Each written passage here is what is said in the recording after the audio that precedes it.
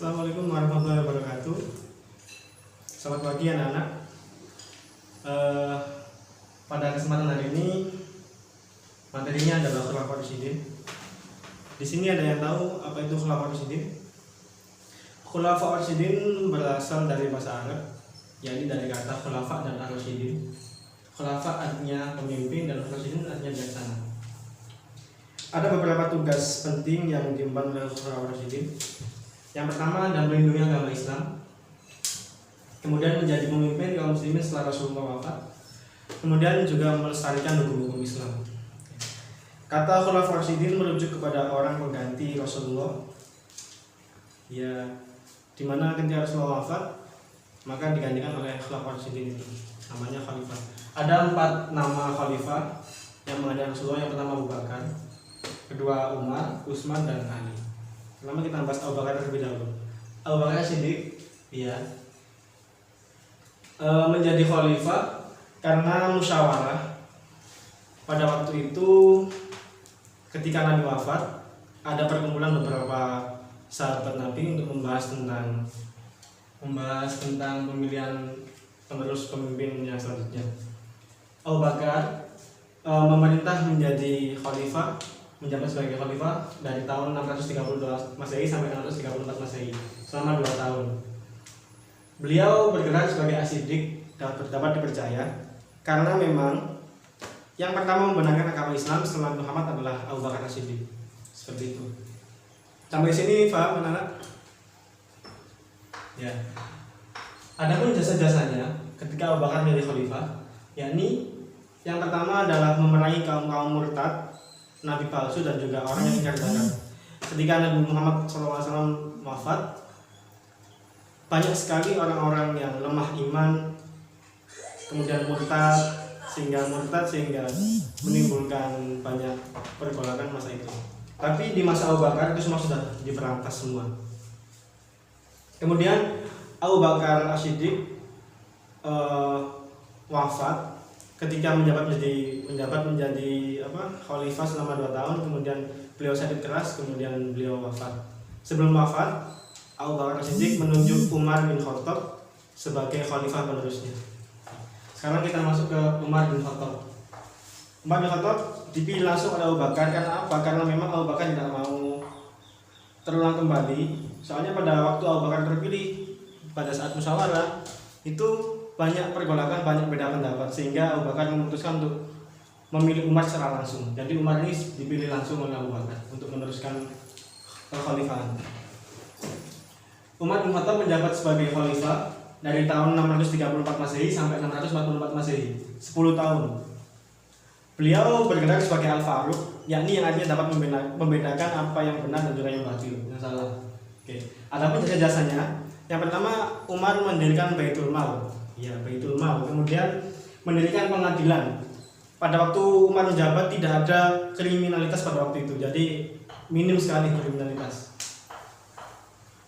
Akhir hayatnya Umar dibunuh oleh seorang budak dari Persia yang bernama Abu Lu'lu'ah.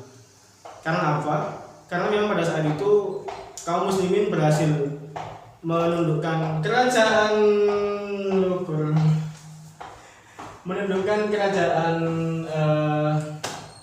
Persia pada waktu itu, sehingga Abu Lu'lu'ah ini sebagai budak dari Persia merasa geram terhadap Umar, kemudian membunuh Umar secara tiba-tiba.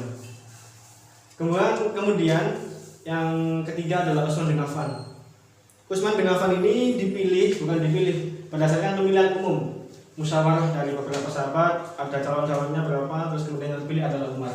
Utsman bin Affan, Utsman bin Affan menjabat sebagai khalifah dari tahun 644 Masehi sampai dengan 656 Masehi, selama 12 tahun.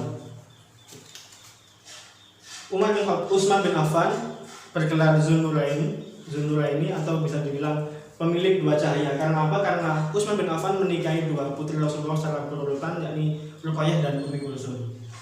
Adapun jasa-jasanya, yang pertama adalah perluasan wilayah kekuasaan Islam. Setiap khalifah mesti tujuan utama yaitu memperluas kekuasaan Islam. Kemudian yang kedua penyusunan kitab suci Al-Quran. Pada zaman Utsman ini Al-Quran sudah tersusun menjadi bisa dibukukan.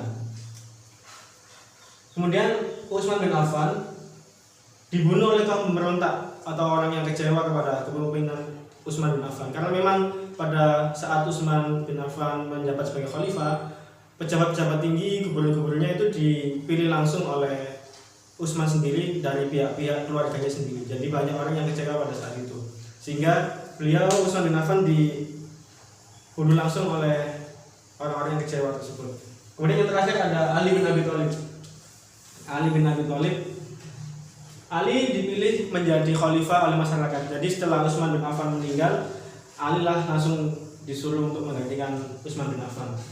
Ali bin Abi Thalib menjabat sebagai khalifah dari tahun 656 sampai 661 Masehi, kurang lebih selama 5 tahun. Dan pada waktu Ali ini memimpin sebagai khalifah, banyak sekali pergolakan. Jadi setiap khalifah Abu Bakar, Umar, Utsman itu fokus terhadap perluasan wilayah, perluasan kekuasaan, tapi di masa Ali ini, Ali fokus sama pemerintahannya sendiri. Karena apa? Karena memang pada waktu itu banyak pergolakan pada saat itu. Ali bin Abi Thalib berjulukan Babul Ilmu, pintunya ilmu, karena memang kecerdasannya sangat tinggi, sangat hebat. Pada waktu Ali menjabat sebagai khalifah, ada 2 perang yang terjadi. Yang pertama ada perang Jamal dan juga perang Siffin. Perang Jamal, perang unta ini dipimpin langsung oleh Thalha dan juga Aisyah, istri Rasulullah. Karena apa? Karena memang bentuk kekecewaan mereka bahwasanya orang yang membunuh Utsman diberi hukuman yang setimpal, sehingga timbullah peperangan Jamal, peperangan unta. Thalha pun terbunuh, kemudian Aisyah dikembalikan ke Madinah. Kemudian yang perang Siffin.